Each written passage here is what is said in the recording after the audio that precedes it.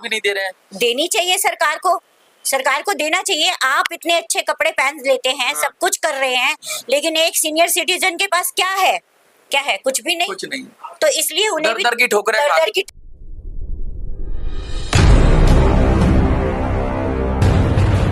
बुजुर्गों के सम्मान में हम सब मैदान में और पूरा देश मैदान में आ रहा है। एक एक जगह से लोग निकल के आ रहे हैं और महिला हो, पुरुष हो, बच्चे हो, सब तरफ से मैंने सबका इंटरव्यू किया और ज्यादातर लोगों ने ये ही कहा है कि भाई बुजुर्गों के सम्मान के लिए हमें कुछ ना कुछ उनका जीवन सुचारू रूप से चले, वो भी एक तरह से अपना जीवन अच्छे ढंग से जी पाए, उसके लिए संघर्ष करना चाहिए और उनका साथ देना चाहिए।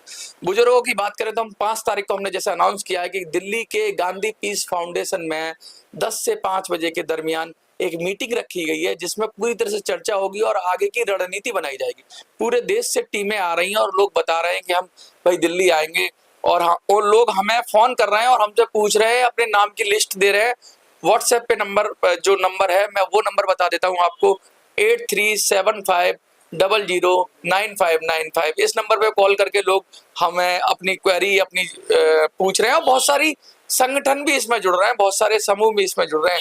इसी सिलसिले में क्योंकि ये लगातार काम चल ही रहा है, अलग अलग संस्थाएं भी इसमें जुड़ गई हैं, जैसे पूर्व सैनिक इसमें जुड़ गए हैं, ड्राइवर इसमें जुड़ गए हैं, होमगार्ड इसमें जुड़ गए हैं, वकील इसके अंदर जुड़ गए हैं, समाज सेवी इसके अंदर जुड़ गए हैं। सब तबके से लोग आ रहे हैं और खुलकर बुजुर्गों का साथ दे रहे हैं और सीधा सीधा एक ही नारा हो रहा है कि दिल्ली फतेह करनी है।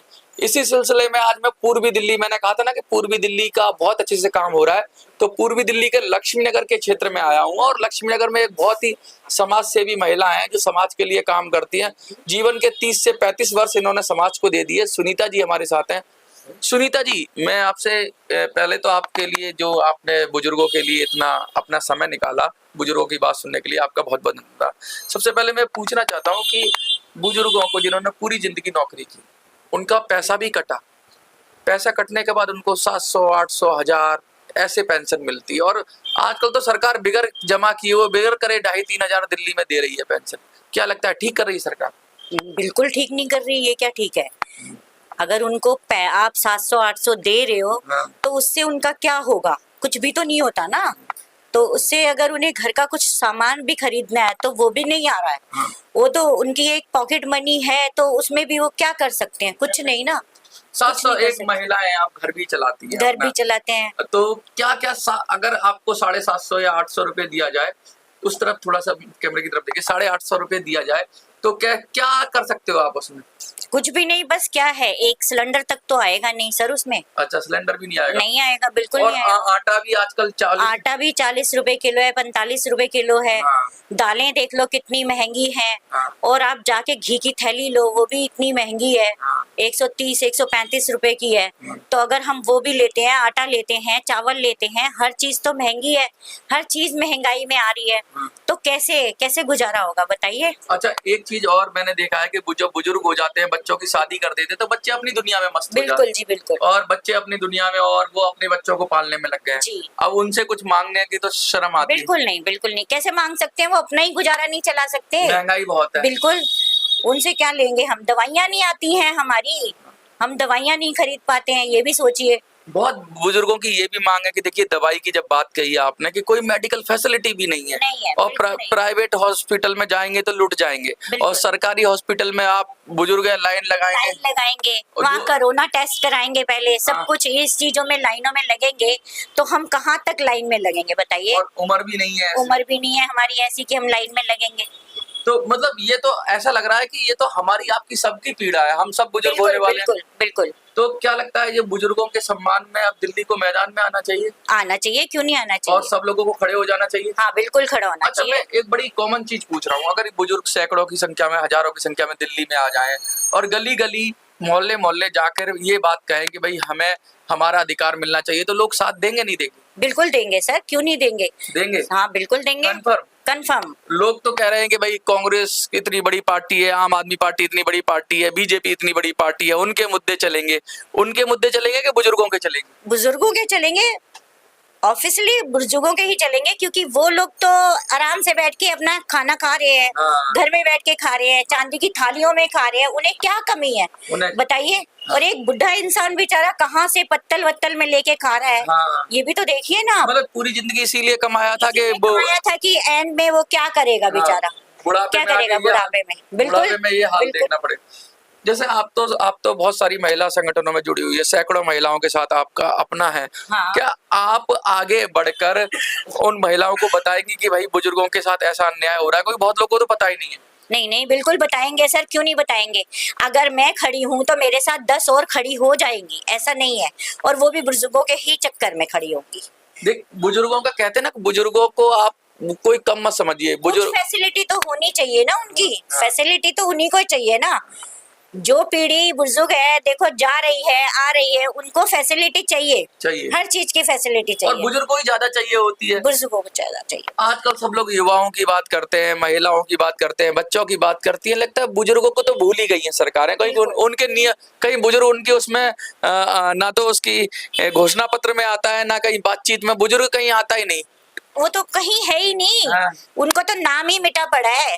उनका कहीं का नाम नहीं है, दूर दूर तक नहीं है। कौन मांगता है? अपने बच्चे नहीं मानते उनको। हाँ। अपने बच्चे भी नहीं मानते। घर घर की कहानी घर है। घर की कहानी आश्रम है। तक छोड़ देते हैं। बिल्कुल बिल्कुल बिल्कुल। मैंने देखा है कि बहुत सारे बच्चे घर से बाहर बाहर निकाल देते हैं, खुद छोड़कर आते हैं आश्रम में। हाँ, ये खुद हाल हो छोड़कर, रहा है। ये हाल है। पूरी जिंदगी जिसने दे दी इस परिवार के लिए, इस बिल्कुल, देश के लिए, आज वो अपने अंतिम पायदान पे खड़ा है, तो वो अपने लिए रास्ते खोज रहा कुछ है। नहीं कर सकता अपने लिए बेचारा, कुछ कुछ नहीं। नहीं कुछ नहीं। तो क्या लगता है कि ये जो बुजुर्गों का इतना बड़ा आंदोलन चल रहा है दिल्ली के अंदर, और कह रहे हैं कि दिल्ली में, जैसे पूर्वी दिल्ली के अंदर तो बहुत जबरदस्त तरीके से हमारा पूरा सब सेटअप हो गया है। आज हम पूर्वी दिल्ली में ही हैं, लक्ष्मी नगर विधानसभा के अंदर हैं। तो क्या लगता है कि अब क्या बुजुर्गों को अपने सांसद चुन के संसद में भेजने चाहिए? बिल्कुल बिल्कुल चुनना चाहिए, बिल्कुल चुनना चाहिए। वो आगे आएंगे तभी तो उनकी भी एक मांग आगे आ रही है, तो वो खड़े होंगे ना। पेंशन की मांग। बिल्कुल पेंशन की मांग है, खड़े होंगे। पेंशन तो बड़ी जेन्युइन मांग है। जेन्युइन चीज है। उन्होंने पूरी जिंदगी नौकरी हाँ की है। बिल्कुल। सीनियर सिटीजन को चाहिए क्या? हाँ। पेंशन चाहिए तो वो अपना खर्चा चला सकता है ना। हाँ, अपना आत्मनिर्भर हो सकता अपना आत्मनिर्भर हो सकता है, मोदी अपनी जी तो- दवाई ले सकता है, अपने लिए कुछ ला सकता है, बच्चों के लिए गिफ्ट बच्चों के लिए गिफ्ट ले सकता है। हर चीज चाहिए कि सीनियर सिटीजन को क्या नहीं चाहिए। हाँ। हर चीज चाहिए। और जिसने पेंशन के लिए पैसा भी जमा किया हो, उसको तो सरकार की जिम्मेवारी बनती है बनती है। और उसका पैसा इतना है कि सरकार चाहे तो अच्छी अच्छी उसको पेंशन मिलेगी, इतना पैसा जमा है उसका। हाँ, लेकिन फिर भी नहीं दे रहे हैं। देनी चाहिए सरकार को, सरकार को देना चाहिए। आप इतने अच्छे कपड़े पहन लेते हैं, सब कुछ कर रहे हैं, लेकिन एक सीनियर सिटीजन के पास क्या है? क्या है? कुछ भी नहीं। कुछ नहीं। तो इसलिए उन्हें भी दर की ठोकरें दर खा- दर की ठोकरें हैं। और बुढ़ापे में शरीर भी नहीं चलता। शरीर भी नहीं चलते। देखिए लोगों के अंदर कितना भाव है। अभी ये महिला समाज सेवी है सुनीता जी, इन्होंने कहा है कि भाई इनको 1 सेकंड लगा मुझे बोलने के लिए कि भाई आपको क्या और इनके मन से अपने आप से उद्गार निकले, अपने आप से बुजुर्गों का समर्थन निकला। मैं यही कहना चाहता हूँ, आप डरिए मत। बड़ी बड़ी मीडिया प्रोपेगेंडा हो रहा है कि ये आ रहा है, मोदी आ रहा है, केजरीवाल आ रहा है, राहुल आ रहा है, भूल जाइए, कोई नहीं आ रहा है। आपकी बार बुजुर्ग आ रहे हैं मैदान में। बिल्कुल। और बुजुर्ग जब खड़े हो जाएंगे तो उनके समर्थन में पूरी देश खड़ा हो जाएगा, पूरी जनता खड़ी हो जाएगी। ये नेता खड़े हो ना हो, ये बात मैं आपको समझाना चाह रहा हूँ। बार बार कह रहा हूँ कि अगर आप सब लोग संगठित होकर दिल्ली में खड़े हो गए, एक जगह आप इकट्ठा हो गए, दिल्ली में आ गए और आपने वो कर लिया जो बस 1 महीने की मेहनत कर ली, तो आपके सांसद होंगे संसद में और सरकार फिर हम चला रहे होंगे। और जब सरकार बुजुर्ग चला रहे होंगे ना, फिर अपने मन का जो नियम है ना, अपने लिए हम खुद बना लेंगे, हमें किसी से मांगने की जरूरत नहीं पड़ेगी। मैं यही संदेश देना चाहता हूँ कि 5 तारीख को आप लोग जो मीटिंग है उसमें ज्यादा से ज्यादा संख्या में उपस्थित होइए। 5 अप्रैल को सुनीता जी भी मिलेंगी आपको। 5 अप्रैल को मीटिंग में इनसे बात करिए, इनसे समझिए। और ये सब वेलकम कर रहे हैं आपका, ये सब स्वागत कर रहे हैं आपका, ये सब कह रहे हैं कि आइए दिल्ली, आपको नतमस्तक होकर, आपको दिल्ली बाहें फैलाकर स्वागत कर रही है कि आइए और दिल्ली के अंदर कम से कम अपने सांसद बनाइए और अपने सांसद बना के लोकसभा में भेजिए और वहां से सरकार पर दबाव बनेगा। क्योंकि अपना सांसद होगा तो अपनी बात करेगा। जो सरकार का सांसद होता है वो मिल तो लेता है, वादा भी दे देता है, आश्वासन भी दे देता है, लेकिन काम नहीं करता है, काम पूरा नहीं करता है। लगातार ये लोग मिलते रहे हैं, मोदी मिलते हैं, सब मिलते हैं, एक दूसरे को सब देते हैं, आश्वासन देते हैं, लेकिन कभी भी किसी का काम पूरा नहीं हुआ है। तो काम तो खुद ही करना पड़ेगा, खुद ही करना पड़ेगा। देखिए साफ साफ संदेश है कि लड़ेंगे और जीतेंगे। और ये संदेश आप तक पहुंच जाना चाहिए, एक एक व्यक्ति तक पहुंच जाना चाहिए जो जो ये वीडियो देख रहे हैं।